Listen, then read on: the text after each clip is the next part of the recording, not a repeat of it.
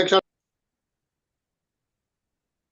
अल्हम्दुलिल्लाह वस्सलातु वस्सलामु अला रसूलिल्लाह अम्मा बाद फ़ौज़ बिल्लाहि समील अलीम मिनश शैतानिर रजीम बिस्मिल्लाहिर रहमानिर रहीम रब्बि इश्रह ली सदरी व यस्सिर ली अमरी वहलुल उक़दतम मिन लिसानी यफ़क़हू क़ौली व अयदन या अय्युहल्लज़ीना आमनू लिम तक़ूलूना मा ला तफ़अलून व अयदन फबिमा रहमतिन मिनल्लाहि लिंत लहुम वलौ कुन्त फ़ज़्ज़न गलीज़ा लन्फ़ज़्ज़ू मिन हवलिक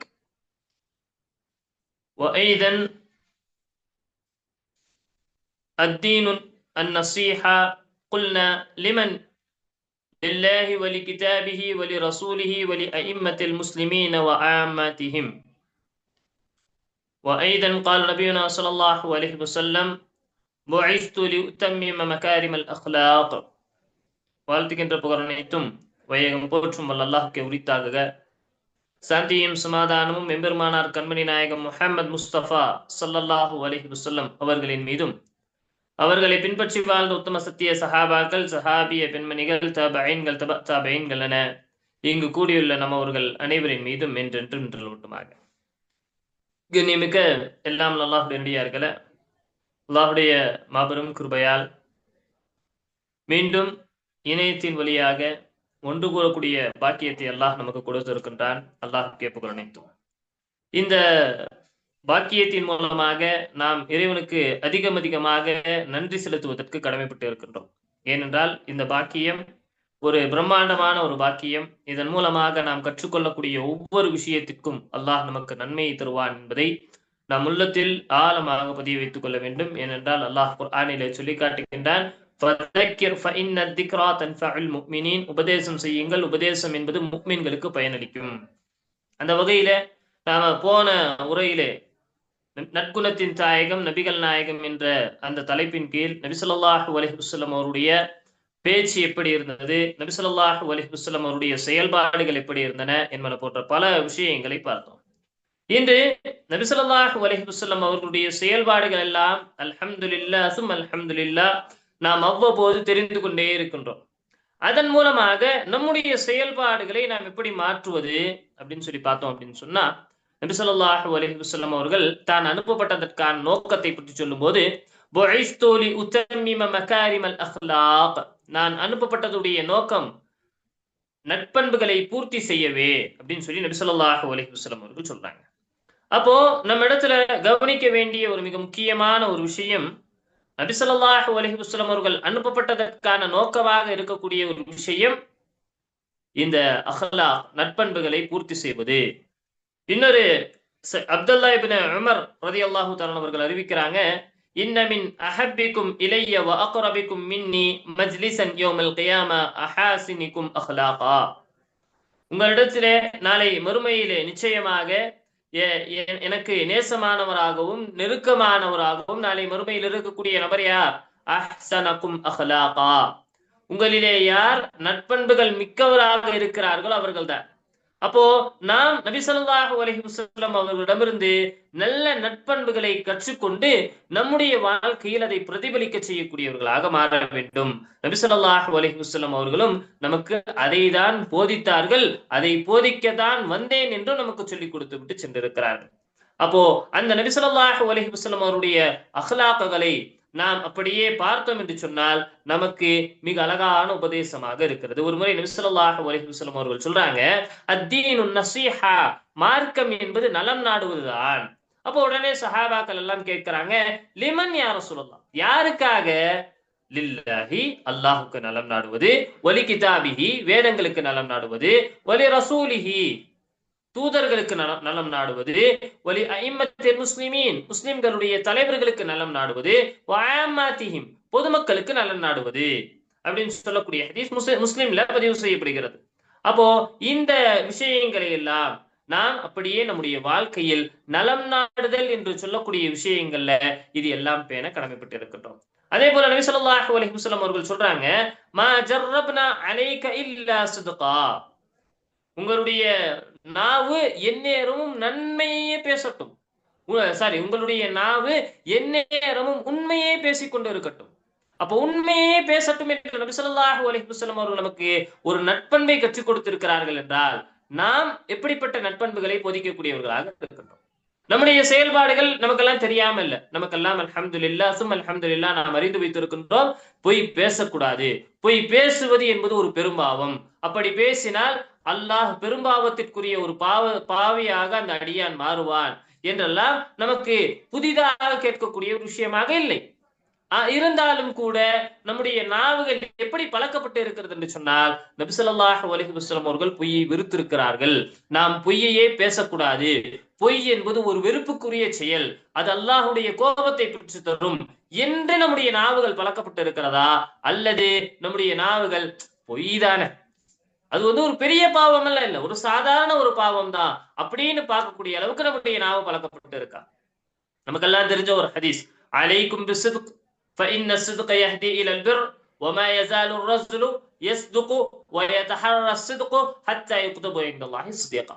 ஒரு மனிதன் உண்மையை பேசுகின்றான், நீங்கள் உண்மையை பற்றி பிடித்துக் கொள்ளுங்கள், உண்மையை பேசுங்கள், அந்த உண்மைக்காக முயற்சி செய்யுங்கள். நாளை மறுமையில் யார் ஒரு மனிதன் அந்த உண்மைக்காக முயற்சி செய்கிறாரோ, அந்த முயற்சி உண்மைக்காக போரிடுகிறாரோ, உண்மையுடைய பாதையில் இருக்கிறார்களோ, அல்லாஹ்வுடைய பாதையில் அவர் எப்படி எழுதப்படுவார்? சித்திய உண்மையாளர் என்று எழுதப்படுவார். அதே நேர்மாற்றமாக ஈயாக்கும் வல் கதிப் فإن الكذب يهدي إلى الفجور فإن الفجور يهدي إلى النار وما يزال الرجل يكذب ويتحرى الكذب حتى يكتب عند الله كذابا. ஒரு மனிதன் பொய் பேசுகின்ற, நீங்கள் பொய்யை தவிர்த்துக் கொள்ளுங்கள், பொய்யிலிருந்து உங்களை பாதுகாத்துக் கொள்ளுங்கள். பொய்யுடைய பாதையில் யார் செல்வாரோ அந்த பொய் அவரை பாவத்தின் பக்கம் வழிகாட்டும், அந்த பாவம் அவர்களை நரகத்தின் பக்கம் வழிகாட்டும். ஒரு மனிதன் தொடர்ச்சியாக பொய் பேசுகிறார், பொய்யுடைய பாதையில் இருக்கிறார் என்று சொன்னால் அவர் அல்லாஹ்விடத்தில் பொய்யன் என்று எழுதப்படுகின்றார். தெளிவான ஹதீஸ், நமக்கெல்லாம் அல்ஹம்துலில்லாஹ் சும் அல்ஹம்துலில்லாஹ் பல முறை கேட்ட ஒரு ஹதீஸ், நினைவில் இருக்கக்கூடிய ஒரு ஹதீஸ். ஆனால் நடைமுறைப்படுத்த வேண்டும் என்று சொன்னால் என்ன வார்த்தை வருகிறது? அதெல்லாம் ஒரு பெரிய விஷயம் இல்லை. பொய்யெல்லாம் ஒரு செயல்பாடே இல்லை என்று சொல்ல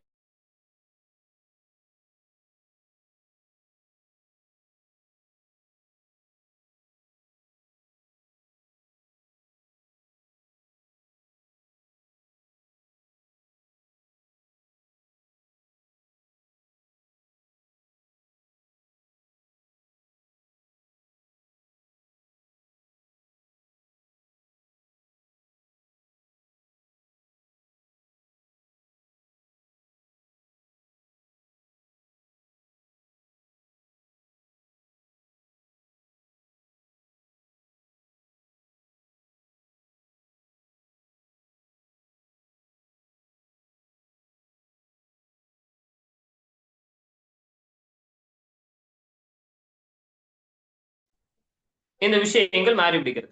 அப்ப இந்த இடத்துல நாம கவனிக்க வேண்டிய ஒரு விஷயம் என்னவென்று சொன்னால், நபி ஸல்லல்லாஹு அலைஹி வஸல்லம் அவர்கள் நமக்கு மிக அழகாக உண்மையின் பக்கம் நம்மை மிக அழகாக கட்டமைக்கிறார்கள். ஆனா நாம் என்ன செய்யறோம்? அந்த உண்மையின் பக்கம் செல்வதற்கு பதிலாக நாம் அப்படியே நம்முடைய செயல்பாடை மாற்றிக்கொள்கின்றோம். இன்னும் நம்முடைய நாவுகளை எப்படியெல்லாம் நபி ஸல்லல்லாஹு அலைஹி வஸல்லம் அவர்கள் பயன்படுத்த சொல்லி கொடுத்திருக்கிறாங்க. நபி ஸல்லல்லாஹு அலைஹி வஸல்லம் அவர்கள் சொல்றாங்க, லா தக்ஸிருல் கலாம பிகைரி திக்ரில்லாஹ். அல்லாஹ் அல்லாதவர்களுடைய அல்லாஹ்வை நினைவு கூறக்கூடிய பேச்சை தவிர வேறு எந்த பேச்சுகளையும் நீங்கள் அதிகமாக பேசாதீர்கள். ஏனென்று சொன்னால் ஃபஇன்ன கஸ்ரத்துல் கலாமி துமீதுல் கல்ப். அதிகமாக பேசுவது என்பது உள்ளத்தை மரணிக்க செய்து விடுகிறது. ஆனா நாம இந்த ஹதீஸை தெரிந்தும் இந்த ஹதீஸின் மீது நடைமுறைப்படுத்தவர்களாக மாறுகின்றோமா என்று கேட்டால் கிடையாது. அப்போ நம்முடைய பேச்சுகள் எல்லாம் எப்படி இருக்கு? உலகம் சம்பந்தமாக, அரசியல் சம்பந்தமாக, இன்னும் தேவையில்லாமல் ஏதோ பேச வேண்டும் என்று சப்பை காரணங்களை வைத்துக் கொண்டு பல மணி நேரம் வாத பிரதிவாதங்களை செய்யக்கூடியவர்களாக இருந்து கொண்டிருக்கின்றோம். இன்னும் சொல்ல போனால் குர்ஆனையும் பேசுகின்றோம், சுன்னாவை பேசுகின்றோம் என்று சொல்லி இபாதத்துக்களை விட்டு குர்ஆன் சுன்னாவுடைய மசாலாக்களை ஆராயக்கூடிய ஒரு விஷயங்களை நம்ம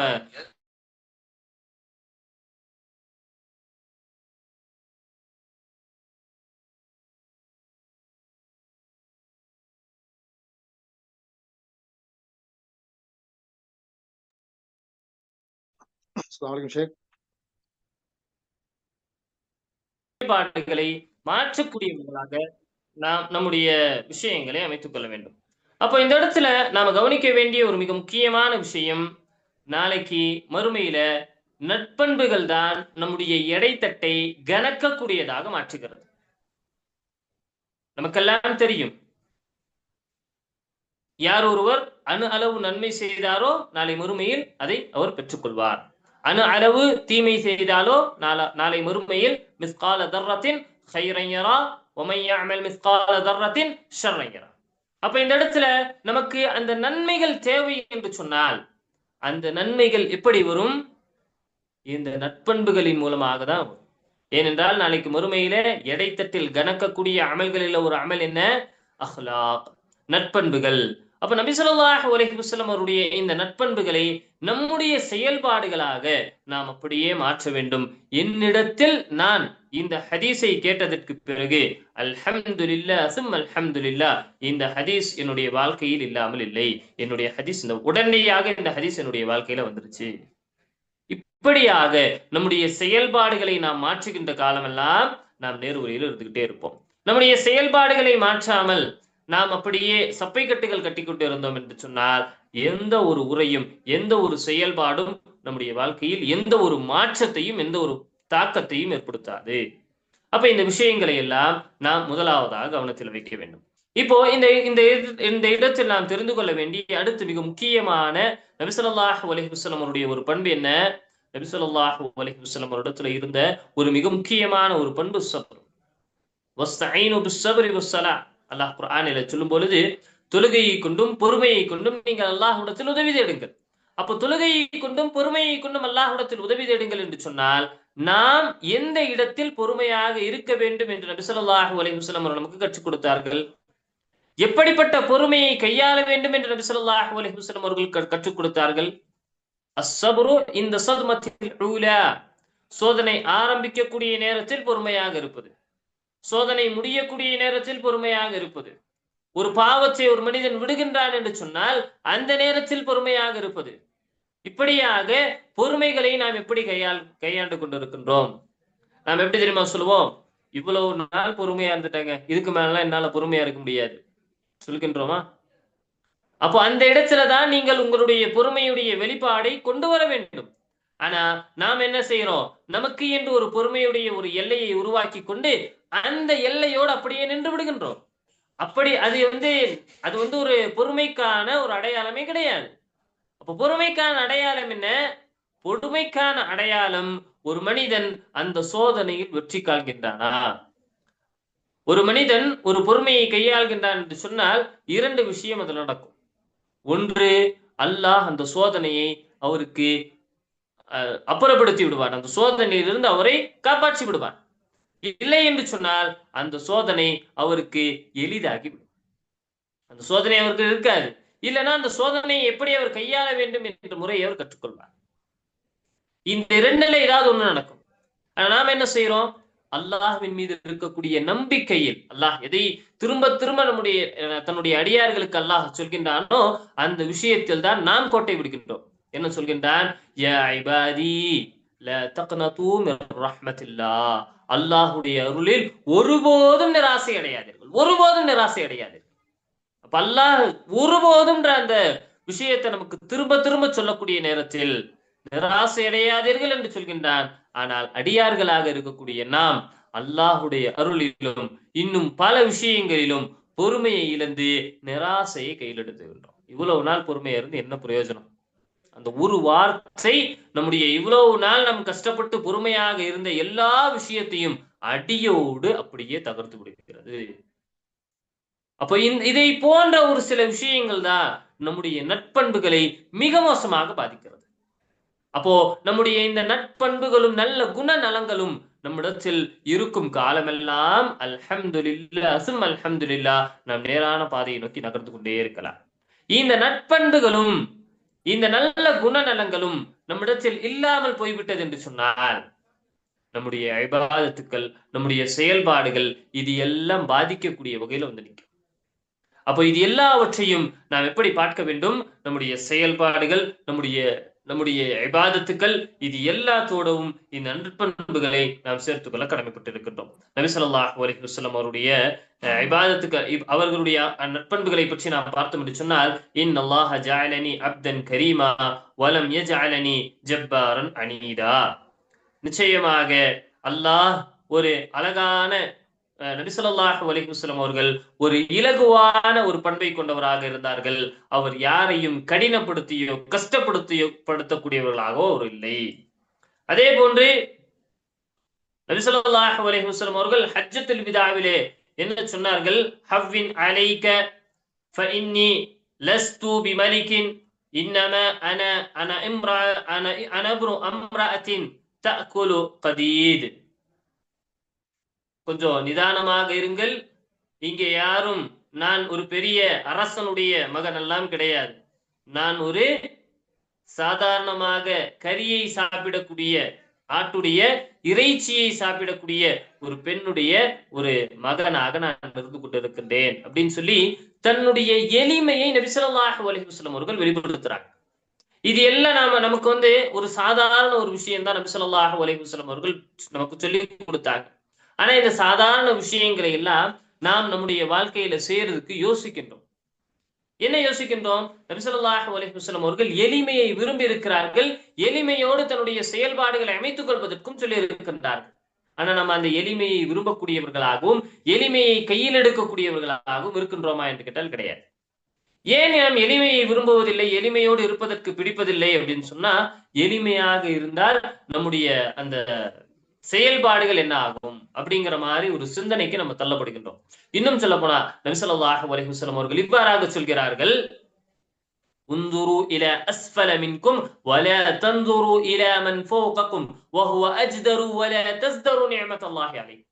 உங்களுக்கு கீழுள்ளவர்களை பாருங்கள், உங்களுக்கு மேலுள்ளவர்களை நீங்கள் பார்க்காதீர்கள். உங்களுக்கு கீழுள்ளவர்களை நீங்கள் பார்க்கும் போதெல்லாம் அல்லாஹ் உங்களின் மீது செய்திருக்கக்கூடிய அருட்கொடைகளை நீங்கள் எண்ணக்கூடும். ஆனா நம்முடைய பார்வை எப்படி இருக்கு இன்னைக்கு? கடந்த உரைகள்ல கூட நம்ம அந்த பார்வையை பத்தி நிறைய விஷயங்கள் பார்த்தோம். அப்போ நம்முடைய செயல்பாடுகள், நம்முடைய இபாதத்துக்கள், நம்முடைய எல்லா விஷயங்களும் எங்க லேக் ஆகுது அப்படின்னு சொன்னா, இந்த அஹ்லாக்குகளை தான் லேக் ஆகுது. நம்ம என்னதான் நல்ல இபாதத்து செய்து, என்னதான் இறைவனை திருப்திப்படுத்தக்கூடிய செயல்பாடுகள் செஞ்சாலும் எங்க மாட்டிக்கிறோம்? இந்த நற்பண்புகள்ல தான் மாட்டிக்கிறோம். நபி ஸல்லல்லாஹு அலைஹி வஸல்லம் அவர்கள் அதைதான் நமக்கு திரும்ப திரும்ப திரும்ப திரும்ப அவர்களுடைய சொல்லால், அவர்களுடைய செயலால், அவர்களுடைய எல்லா விதமான விஷயங்களாக தெளிவாக சொல்லிக் கொடுத்துட்டாங்க. சும்மா ஒரு தடவை சொல்லிட்டு போல. நமக்கெல்லாம் தெரிந்த ஒரு சம்பவம். ஒரு மனிதர் வருகிறார், பள்ளிவாசல்ல சிறுநீர் கழித்து விடுகிறார். அப்போ அவரிடத்துல நபி ஸல்லல்லாஹு அலைஹி வஸல்லம் அவருடைய நற்பண்புகள் எப்படி வெளிப்பட்டது? ஆனா இன்னைக்கு அதே செயல்பாடுகளை வேற யாராவது செஞ்சுட்டா நாம் அதை ஜீரணித்துக் கொள்ளக்கூடிய அளவுக்காவது அந்த இடத்துல அவரிடத்துல நல்ல முறையில் நடந்து கொண்டு அந்த செயல்பாட்டை ஒரு சுமூக தீர்வுக்கு கொண்டு வரக்கூடிய நிலையில இருக்கின்றோமா? சரி, யாராவது ஒரு தப்பு பண்ணிட்டாங்க பள்ளிவாசல்ல, அந்த தப்பை அமைதியான முறையில், சரியான முறையில் ஒரு சுமூக தீர்வுக்கு கொண்டு நிப்பாட்டக்கூடிய வகையில இருக்கிறோமா? கிடையாது. அப்ப இது இந்த இடத்துல எல்லாம் எந்த இடத்துல விஷயங்கள் நிற்கிறது என்று சொன்னால், நம்முடைய இந்த நற்பண்புகளுடைய வெளிப்பாடுகள் இல்லாமல் போயிருச்சு. எப்படி அந்த நற்பண்புகளை வெளிக்கொணர வேண்டும் என்ற அந்த இடத்துலதான் நாம் மாட்டிக்கொள்கின்றோம். அப்ப என்ன செய்ய வேண்டும்? நம்முடைய நற்பண்புகளை நாம் சிறிது சிறிதா, ஒரேடியா வளர்த்துக்க முடியாது. ஒரேடியா ஒருபோதும் வளர்த்துக் கொள்ள முடியாது. சிறிது சிறிதாக நம்முடைய நற்பண்புகளை நாம் வளர்த்துக் கொள்ள கடமைப்பட்டு இருக்கின்றோம். நம்முடைய பார்வைகளை தாழ்த்துவதிலிருந்து, நம்முடைய நாவுகளை சரி செய்வதிலிருந்து, நம்முடைய செயல்பாடுகளை சரி செய்வதிலிருந்து கொஞ்சம் கொஞ்சமாக நபி ஸல்லல்லாஹு அலைஹி வஸல்லம் அவர்கள் இவ்வாறாக சொன்னார்கள். நபி ஸல்லல்லாஹு அலைஹி வஸல்லம் அவர்கள் இப்படி செய்வதை வெறுத்திருக்கிறார்கள். ஒரு முஃமினுடைய பண்பு இது கிடையாது. ஒரு முஃமின் இப்படிப்பட்டவனாக இருக்க வேண்டும் என்பன போன்ற எல்லா செயல்பாடுகளும் நம்முடைய பல உரைகளில் நாம் திரும்ப திரும்ப திரும்ப திரும்ப கேட்டுக்கொண்டே இருக்கின்றோம். அப்படி கேட்டுக்கொண்டே இருக்கக்கூடிய நாம் என்ன செய்கின்றோம்? இப்படிப்பட்ட செயல்களை கேட்க மட்டும் செய்கின்றோம். அப்படி கேட்பதால் அது நமக்கு எந்த ஒரு மாற்றத்தையும் ஏற்படுத்தாது. கேட்பதை தாண்டி அடுத்த கட்டத்துக்கு போடும். சரி, இப்ப கேட்டாச்சு, இப்ப தெரிந்து கொண்டாச்சு, என்ன செய்வது? இன்ஷா அல்லாஹ் அடுத்து என்னுடைய வாழ்க்கையில் எப்படிப்பட்ட சூழல் வந்தாலும் எப்படிப்பட்ட நிலைமை வந்தாலும் நபி ஸல்லல்லாஹு அலைஹி வஸல்லம் அவர்கள் இந்த சூழலை எப்படி ஹேண்டில் பண்ணுவாங்க, எப்படி ஹேண்டில் பண்ணியிருக்கிறாங்க, அதே போன்றுதான் நானும் அந்த நிலைமைகளை அந்த சூழல்களை கையாளுவேன். அப்படி கையாண்டால் நான் நற்பண்புகளில் ஒழுக்கமானவனாக நல்ல குணநலமுடையவனாக என்னுடைய செயல்பாடுகளை என்னால் அமைத்துக் கொள்ள இயலும். அப்படி அமைத்துக் கொண்டால் நாளை மறுமையில் மீசான் அந்த எடைத்தட்டில் மிக கனக்கக்கூடிய அமலாக இந்த அமல் இருக்கும். அல்லாஹுக்கு பிடித்தமான ஒரு அமலாக இருக்கும். இப்படியாக நம்முடைய செயல்பாடுகள் அனைத்தையும் நாம் மாற்ற வேண்டும். நபி ஸல்லல்லாஹு அலைஹி வஸல்லம் அவர்கள் சொல்றாங்க, புஇஸ்து, நான் அனுப்பப்பட்டு இருக்கின்றேன், உத்திம்ம மகாரிமல் அஹ்லாக், அஹ்லாக்கை பூர்த்தியாக்க வேண்டும் என்பதற்காக நான் அனுப்பப்பட்டு இருக்கின்றேன். அப்ப இந்த அஹ்லாக்கை பூர்த்தி செய்ய வேண்டும் என்றது நபி ஸல்லல்லாஹு அலைஹி வஸல்லம் அவர்கள் நமக்கு சொல்லிக் கொடுத்திருக்கக்கூடிய ஒரு மிக முக்கியமான ஒரு விடை, ஒரு மிக முக்கியமான ஒரு விஷயம். அப்போ அந்த விஷயத்தை நம்முடைய வாழ்க்கையில் நாம் தொடர்ச்சியாக கொண்டு வர கடமைப்பட்டு இருக்கின்றோம். எல்லாம் அல்லாஹ் நேரடியார்கள் நபி ஸல்லல்லாஹு அலைஹி வஸல்லம் அவருடைய வாழ்க்கை முழுவதுமாக நீங்கள் எடுத்துக்கொண்டீர்களா ஆனால் அவர்கள் நமக்கு தெரிந்து அவர்களுடைய வாழ்க்கை முழுவதும் எப்படிப்பட்ட வாழ்க்கையாக இருக்கும், நற்குணத்துடைய ஒரு முழு உருவமாக நபி ஸல்லல்லாஹு அலைஹி வஸல்லம் அவர்கள் வெளிப்படுவார்கள்.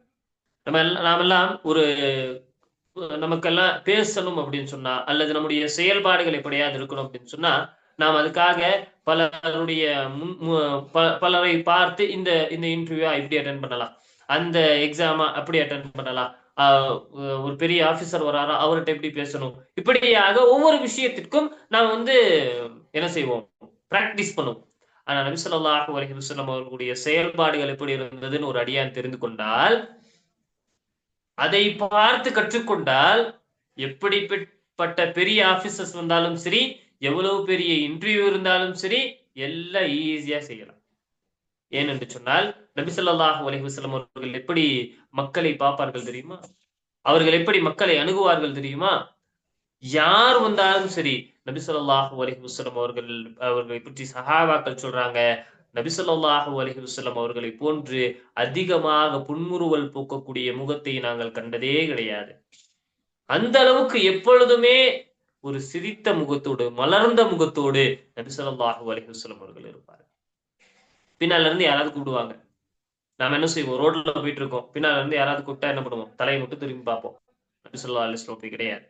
நின்று முழுவதுமாக தன்னுடைய உடலை முழுவதும் திருப்பி யார் பார்த்தாரோ அவரிடத்துல சலாம் சொல்லி அவரிடத்துல தன்னுடைய கையை கொடுத்து, அவர் கையை விடக்கூடிய நேரம் வரை அவரிடத்துல கையை கொடுத்து அவராக பேசி முடித்து விட்டு வெளியே செல்லாதவரை நபி ஸல்லல்லாஹு அலைஹி வஸல்லம் அவர்கள் அந்த இடத்தை விட்டு வெளியே வர மாட்டாங்க.